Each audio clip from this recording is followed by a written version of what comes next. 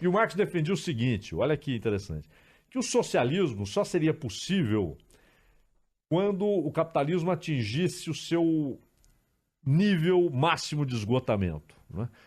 Ou seja, o socialismo seria uma decorrência do último estágio do capitalismo.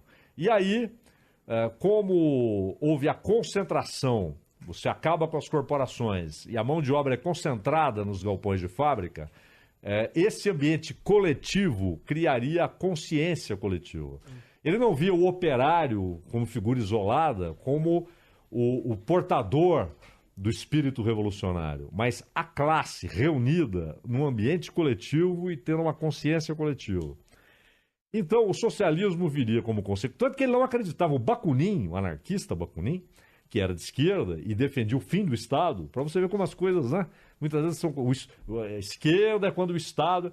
E ele era de esquerda, o Bakunin, claro. Foi expulso da Segunda Internacional, exatamente pelas divergências com Marx. E ele dizia para o Marx: a primeira revolução vai ser na Rússia. Ele acertou. Mas o Marx dizia: não tem a menor possibilidade. Um Estado agrário, um país agrário. A revolução só é possível, revolução de verdade, num país com o pleno desenvolvimento capitalista. E, no entanto, a revolução aconteceu lá, embora fosse uma revolução de fato no Estado agrário, que produziu uma série de problemas, né? Mas o socialismo era o quê? O nome já diz, a socialização dos meios de produção. Portanto, é ridículo quando Hitler fala em oposição entre socialismo e comunismo, porque ele foi sempre contra a socialização dos meios de produção. Para ele, você tinha de ter o Estado forte, autarquias e iniciativa privada. Porém, uma iniciativa privada controlada e dirigida pelo Estado.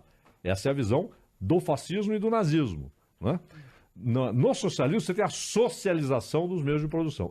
Aí, no socialismo, você teria os meios de produção como propriedade social, né?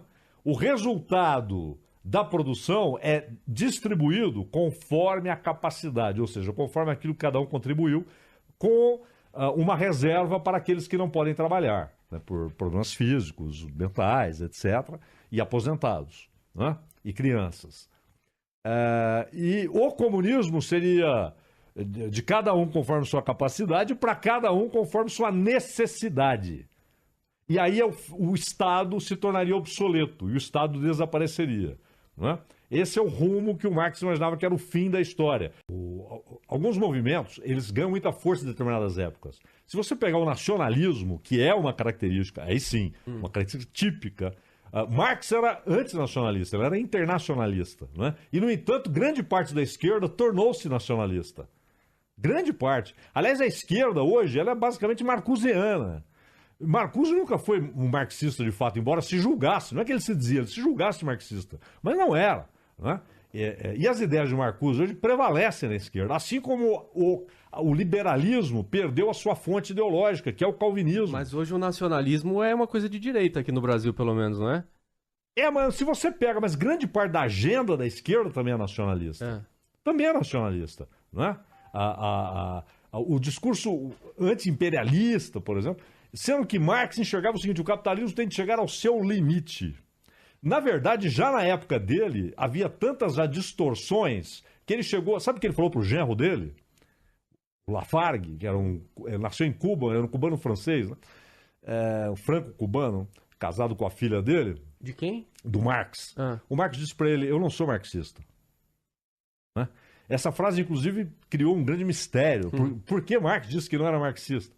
Ou seja, ele não se identificava mais com o que havia, com os movimentos que haviam tomado o rótulo, né?